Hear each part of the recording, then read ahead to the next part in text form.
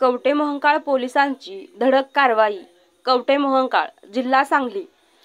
कवठेमहांकाळ पोलिसांनी अवैध गुटखा तस्करी विरोधात मोठी कारवाई करत तब्बल 23,39,252 रुपयांचा मुद्देमाल जप्त केला आहे.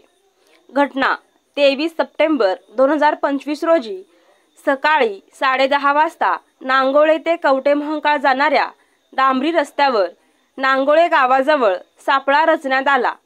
त्यावेळी एक टेम्पो क्रमांक MH10 CR 7545 अडवून तपासणी केली असता महाराष्ट्र शासनाने बंदी घातलेला जीवितास हानिकारक तंबाखूजन्य पदार्थ विमल पान मसाला व रजनीगंधा पान मसाला मोठ्या प्रमाणात आढळून आला.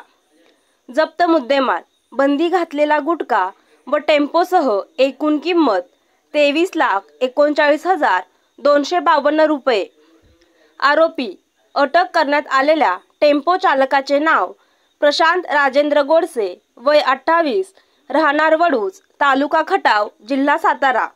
गुन्हा दाखल. कवठेमहांकाळ पोलीस ठाण्यात गुन्हा रजिस्टर नंबर 371/2025, भारतीय न्याय संहिता 2023 चे कलम 123, 223, अन्न व सुरक्षा मानके अधिनियम 2006.